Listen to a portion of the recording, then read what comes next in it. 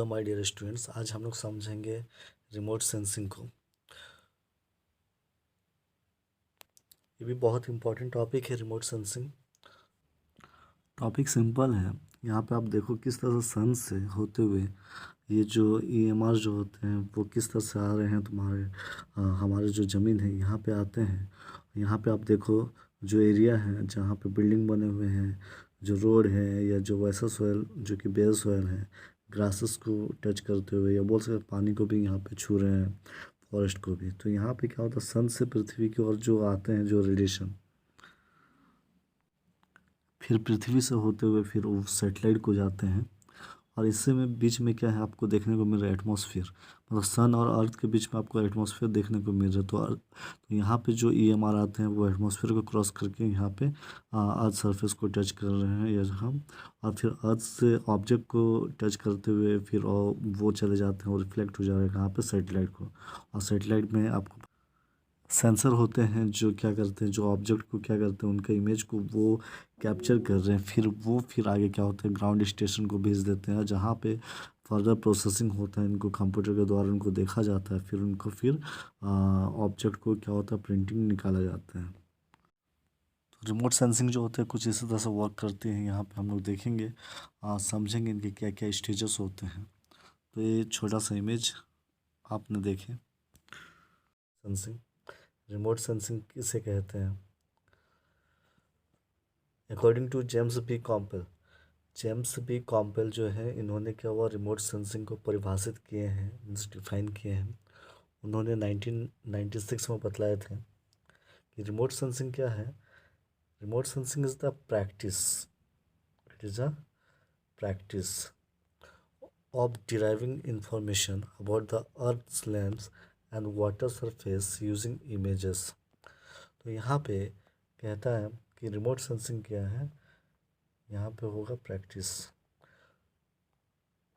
तो remote sensing जो होते हैं एक ऐसा प्रैक्टिस होते हैं जिसमें हम लोग क्या करते हैं, इंफॉर्मेशन को डिराइव करते हैं। और वो इंफॉर्मेशन किसके बारे में रहेगा, अबाउट द अर्थ्स लैंड के बारे में। तो होता है कि पृथ्वी की सतह के बारे में रहेंगे, या पृथ्वी पे जो वाटर सरफेस है उनको हम लोग क्या करते हैं, इमेजेस के द्वारा क्या करते हैं, उसको हमको सारा इन्फॉर्मेशन हम लोग को मिलते हैं।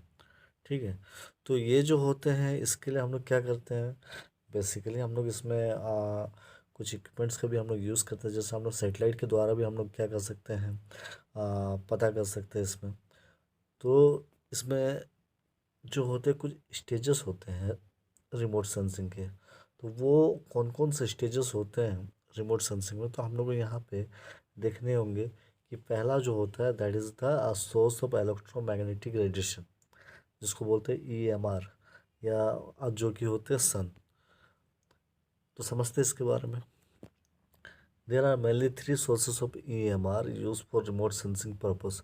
रिमोट सेंसिंग पर्पस के लिए हम लोग बेसिकली तीन सोर्सेस को जो होते हैं EMR का, तो उसको हम लोग देखते हैं, जिसके थ्रू क्या होता है, विच इल्यूमिनेट द ऑब्जेक्ट, जिसकी वजह से क्या होता है, ऑब्जेक्ट क्या होगा, इल्यूमिनेट होंगे। पहला जो मेन सोर्स होता है that is the sun. The sun radiation cover ultraviolet, visible, infrared, radio frequency regions. तो सन्स की जो रेडिएशन होती है वो कवर करती है किसको, यूवी रेज को, हुआ विजिबल रेज हुआ, फिर तुम्हारा इंफ्रारेड रेडिएशन की बात करूँ मैं, उसके बाद हम लोग रेडियो फ्रीक्वेंसी की बात करूँ, वो सब जो होते हैं सन्स के रेडिएशन में होते हैं।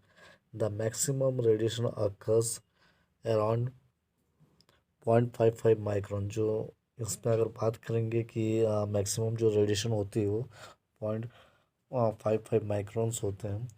All objects on earth surface also emit EMR। जितने भी ऑब्जेक्ट्स होते हैं अर्थ सरफेस पे वो लोग क्या करते हैं, EMR को जो होते हैं, हाँ, वो इमिट करते हैं। The wavelength of these EMR depends upon the temperature and other characteristics of the object. इनकी जो वेवलेंथ होते हैं EMR का, वो डिपेंड करते हैं टेम्परेचर को, या और भी कई सारे ऐसी विशेषताओं को जो भी ऑब्जेक्ट की होती हैं।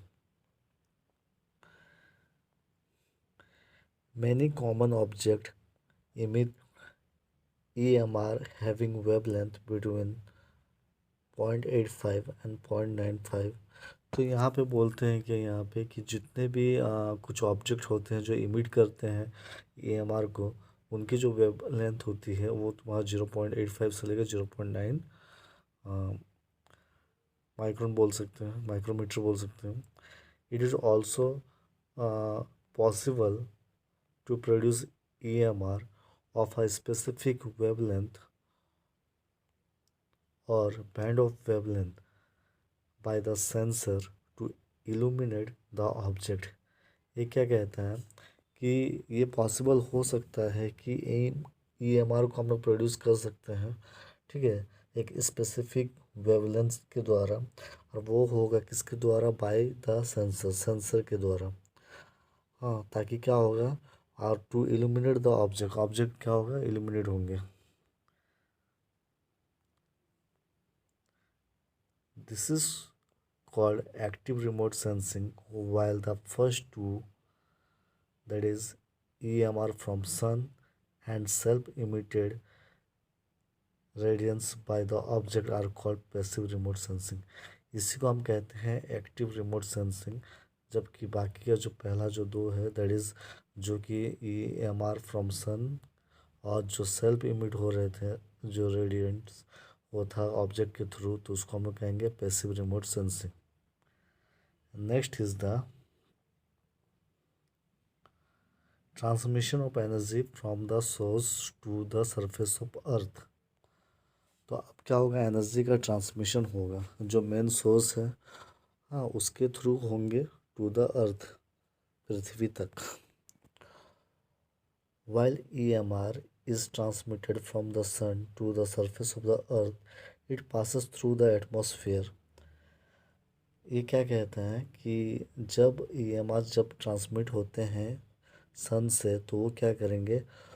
सन से पृथ्वी की ओर जब आते हैं तो उसमें क्या होता है? उनको एटमॉस्फेयर को क्रॉस करना पड़ता है, मतलब उनको एटमॉस्फेयर को या एटमॉस्फेयर से पास होकर जाना ही पड़ता है।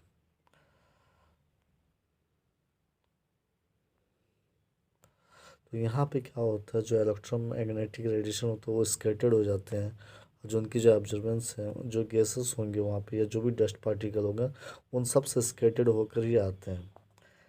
Beside the major atmospheric gases components like molecular nitrogen, oxygen, and other constituents like water vapor, methane, hydrogen, helium, nitrogen compound play an important role in modifying electromagnetic radiation। जो atmospheric gases होते हैं, ठीक है, जो भी components होंगे, चाहे वो हम नाइट्रोजन की बात करें या ऑक्सीजन की बात करें जो कि मॉलिकुलर फॉर्म में होते हैं, या कुछ अदर कॉन्स्टिट्यूएंट्स की बातें करें, जैसे कि कोई वाटर वेपर हुआ, मीथेन गैस हुआ, या हाइड्रोजन, हीलियम, नाइट्रोजन की बात करें, जो भी कंपाउंड्स हैं, सब के सब क्या होते हैं? इम्पॉर्टेंट रोल प्ले करते हैं। दिस इफेक्ट इमेज क्वालिटी, इसके वजह से क्या होता है? इमेज क्वालिटी में असर देखने को मिलते हैं। Regions of the electromagnetic spectrum in which the atmosphere is transparent are called atmospheric windows. मतलब हम बोल सकते हैं जो इलेक्ट्रोमैग्नेटिक स्पेक्ट्रम का जो रीजन होते हैं, जहाँ से क्या बोलते हैं एटमॉस्फेयर ट्रांसपेरेंट होते हैं, उसको हम लोग एटमॉस्फेरिक विंडोज़ कहते हैं।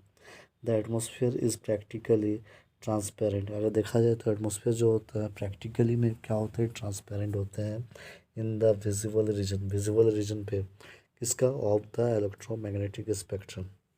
किसी इलेक्ट्रोमैग्नेटिक स्पेक्ट्रम में अगर देखा जाए, जो विजिबल रीजन होते हैं वहाँ पे एटमॉस्फेयर क्या होता है? प्रैक्टिकली वो क्या होते हैं? ट्रांसपेरेंट होते हैं। इसलिए therefore many of the satellite based remote sensing sensor are design to collect data in this region. इसीलिए देखा गया है कि कई सारे जो होते हैं सैटेलाइट जो होते हैं जो रिमोट सेंसिंग पे बेस्ड है, उसमें सेंसर होते हैं, और वो क्या करते हैं? डाटा को कलेक्ट करते हैं किसी भी रीजन से।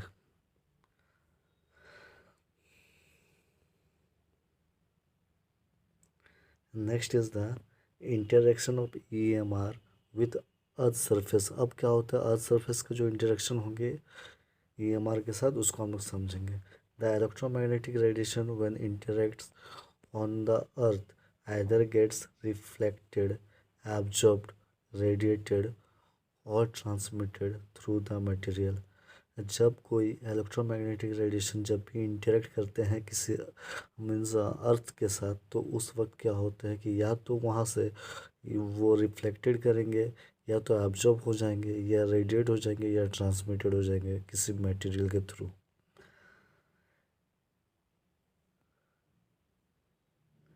It depends upon the nature of the object. ये जो होते हैं किसी भी ऑब्जेक्ट के नेचर पे डिपेंड करते हैं और उसका जो वेवलेंथ जो होता है उस पर इंटरेक्ट करते हैं।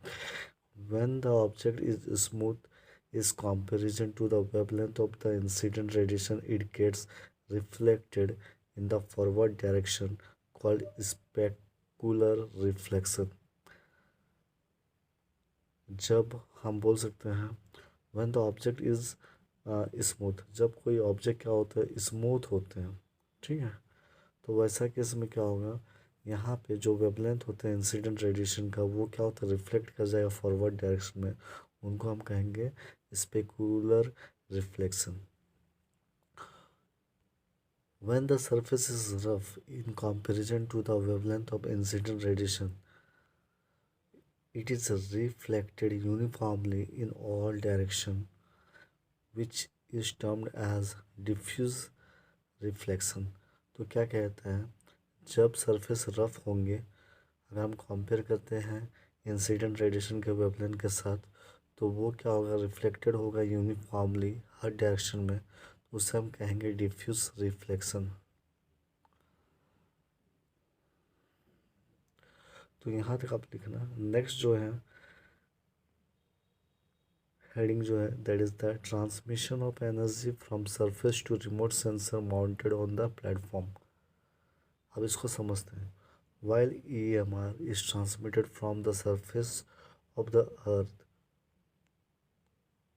तो यहाँ पे बोलते हैं कि जब EMR जो होते हैं ट्रांसमिट होते हैं किसी भी पृथ्वी के सतह से, कहाँ पे, टू द सेंसर, सेंसर की ओर, is again passes through the atmosphere, वहाँ से क्या होता है वो फिर से क्या होता है एटमोसफेयर को पास करके ही जाता है। मतलब कहने का मतलब है पृथ्वी की सतह से जब भी कोई EMR जो है वो ट्रांसमिट होंगे तो आपको पता है क्या होगा, उनको एटमॉस्फेयर को क्रॉस करके जाना ही पड़ेगा। हियर यहाँ पे इलेक्ट्रोमैग्नेटिक रेडिएशन इज मॉडिफाइड। यहाँ पे जो EMR होते हैं जो इलेक्ट्रोमैग्नेटिक रेडिएशन होते हैं वो मॉडिफाइड हो जाते हैं फिर से again in the same way as it is transmitted from the sun to the surface of earth. मतलब पहले वहाँ हम लोगों ने देखा सन से पृथ्वी तक जो आ रहे थे, तो जो रेडिएशन इसमें जो EMR जो थे वो क्या होता है एटमॉस्फेयर को क्रॉस कर रहे थे। अब जो होता है पृथ्वी से जो होंगे जस्ट वो जाएंगे रिवर्स डायरेक्शन में, तो अभी क्या होगा हम लोग को क्या होगा एटमॉस्फेयर को क्रॉस करके ही जाना पड़ेगा। तो वही कहता है यहाँ पे जो एनर्जी का जो ट्रांसमिशन होगा तो सरफेस से टू रिमोट सेंसर तक, तो ये माउंटेड ऑन द प्लेटफॉर्म। तो यही कहता है कि यहाँ पे हम लोग ये देखने को मिलते हैं जो इलेक्ट्रोमैग्नेटिक रेडिएशन है ना, वो जब भी ट्रांसमिट होगा, ठीक है, सन से अर्थ की और जिस तरह से ट्रांसमिट हुए थे तो वहाँ पे एटमॉस्फेयर को क्रॉस करते थे। अब यहाँ पे EMR जो होते हैं अगर ट्रांसमिट होता सरफेस से और जो है सरफेस से सेंसर की ओर जब जाएंगे तो भी क्या हुआ एटमॉस्फेयर को क्रॉस करते हुए जाएंगे।